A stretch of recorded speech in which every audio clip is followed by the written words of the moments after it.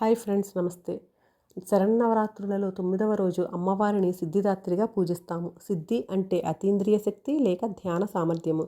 దాత్రి అంటే ఇచ్చేది. ఆమె అన్ని దైవిక ఆకాంక్షలను నెరవేరుస్తుంది అని చెప్తారు. శివుని శరీరం యొక్క ఒకవైపు సిద్ధిదాత్రి అని నమ్ముతారు. అందువల్ల ఆయనను అర్ధనారీశ్వరుడు అనే పేరుతో కూడా పిలుస్తారు. ఈ దేవత 4 చేతులతో చక్రము, శంఖము, గద మరియు కమలం పట్టుకుని ఉంటారు. ఆమె పూర్తిగా వికసించిన కమలము లేదా సింహం మీద తన వాహనంగా కూర్చుని ఉంటారు. కొన్ని చిత్రాలలో ఆమె పక్కన గంధర్వులు, యక్షులు, సిద్ధులు, అసురులు మరియు దేవతలు ఉన్నారు.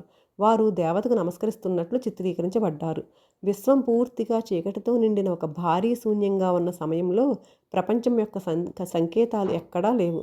కానీ అప్పుడు ఎల్లప్పుడూ ఉన్న దైవిక కాంతి కిరణం ప్రతి చోట వ్యాపించి శూన్యంలోని ప్రతి మూలకు ప్రకాశింపచేసింది. ఈ కాంతి సముద్రం నిరాకారంగా ఉంది.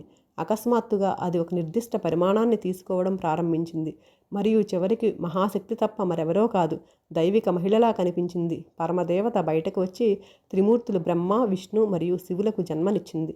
ప్రపంచం కోసం తమ విధులను నిర్వర్తించడంలో వారి పాత్రలను అర్థం చేసుకోవడానికి ఆలోచించమని ఆమె 3 ప్రభువులకు సలహా ఇచ్చింది. మహాశక్తి మాటల ప్రకారము త్రిమూర్తి సముద్ర ఒడ్డున కూర్చుని చాలా సంవత్సరాలు తపస్సు చేశారు. సంతోషించిన దేవత సిద్ధిదాత్రి రూపంలో వారి ముందు కనిపించింది. ఆమె వారికి వారి భార్యలను ఇచ్చింది. ఆమె లక్ష్మిని సృష్టించింది. సరస్వతి మరియు పార్వతిని సృష్టించి వరుసగా విష్ణువు, బ్రహ్మ మరియు శివులకు ఇచ్చింది.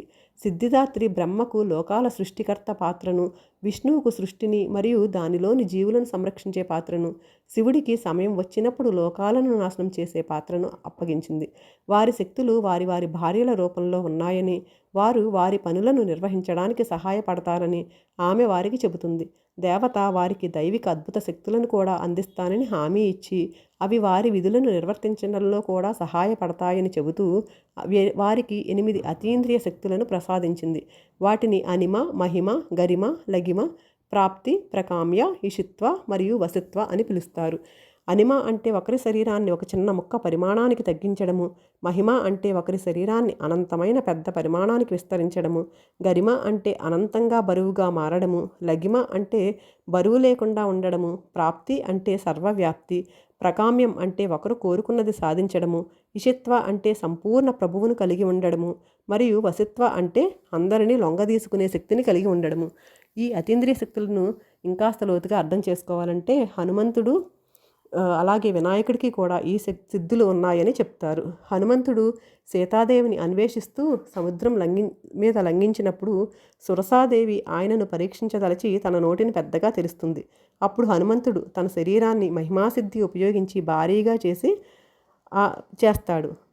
అప్పుడు సురసాదేవి తన నోటిని మరింతగా తెరిచినప్పుడు ఆయన తన అణిమాసిద్ధిని ఉపయోగించి ఆమె నోటి లోపలికి ప్రవేశించి బయటకు వస్తారు.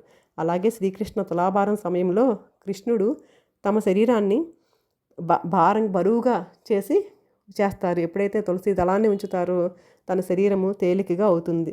అలాగే ప్రాప్తి అంటే ఏదైనా ప్రాప్తించుకోవడము. ఆ సిద్ధి అనేది ఎవరికి సాధువులు అలాగే ఋషువులు హిమాలయాల్లో ఎంతో కాలం నిరాహారంగా ఉండగలుగుతారు. అలాగే ఆ మంచు పర్వతాల మధ్యలో దిగంబరంగా ఉంటూ సాధన చేసుకుంటూ ఉంటారు. వాళ్ళ ఇంద్రియాలు నియంత్రణలో ఉంచుకున్నారు. అలాగే ప్రకామ్య అంటే సృష్టించుకునే శక్తి. మనం ఎంతోమంది బాబాలని, సన్యాసులని చూస్తూ ఉంటాము. వాళ్ళు శివలింగాలు, విభూతి సృష్టిస్తూ ఉండడం చూసాం మనము. ఇషిత్వ అంటే ప్రకృతిని అధీనంలో తెచ్చుకోవడము, ప్రకృతిని వశపరుచుకోవడము.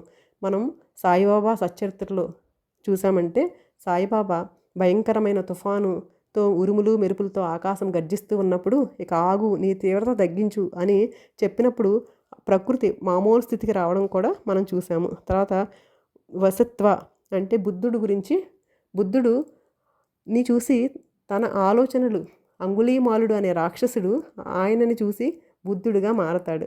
అలాగే ఎన్నో క్రూర జంతువులు, సర్పాలు కూడా బుద్ధుని యొక్క అధీనంలో ఆయన ఉన్నప్పుడు, ఆయన ఎదురుగా ఉన్నప్పుడు అవి కూడా ఎంతో ప్రేమతత్వంతో వారి సహజ స్వభావాన్ని కూడా వదిలిపెట్టేసి ఉండేవి. ఈ ఇలాంటి అష్టసిద్ధులని సిద్ధిదాత్రి దేవత త్రిమూర్తికి ఇచ్చిన తర్వాత వాటితో పాటు వారికి 9 సంపదలు మరియు 10 రకాల అతీంద్రియ శక్తులు లేదా సామర్థ్యాలను కూడా ప్రసాదించిందని నమ్ముతారు. పురుషుడు మరియు స్త్రీ అనే 2 భాగాలు, దేవతలు మరియు దేవీలు, దైత్యాలు, దానవులు, అసురులు, గంధర్వులు, యక్షులు, అప్సరసలు, భూతాలు, స్వర్గపు జీవులు, పౌరాణిక జీవులు, మొక్కలు, జంతువులు, నాగులు మరియు గరుడలు, అలాగే ప్రపంచంలోని అనేక ఇతర జాతులను సృష్టించాయి మరియు వాటి నుంచి ఉద్భవించాయి. మొత్తం ప్రపంచం యొక్క సృష్టి ఇప్పుడు పూర్తిగా పూర్తయింది. అసంఖ్యాక నక్షత్రాలు, గెలాక్సీలు అలాగే నక్షత్ర రాశులతో నిండి ఉంది.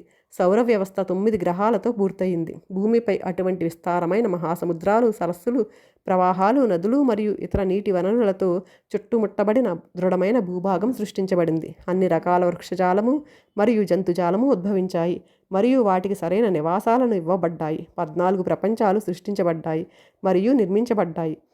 పైన పేర్కొన్న జీవులన్నింటికీ నివసించడానికి నివాస స్థలాలను ఇచ్చాయి. మనకి సిద్ధదాత్రీదేవ అన్ని దైవిక ఆకాంక్షలను నెరవేరుస్తుంది అని చెప్పుకున్నాం కదా. ఎప్పుడైతే మనం ధ్యాన సాధన చేస్తూ ఉంటామో నిరంతరంగా మనకు కూడా ఈ అష్టసిద్ధులు సిద్ధిస్తాయని మనము ఎంతోమందిని చూసి వాళ్ళ అనుభవాలను విని మనం కూడా ఆ సిద్ధులను మనం కూడా పొందే అవకాశం ఉంది ఫ్రెండ్స్. Thank you.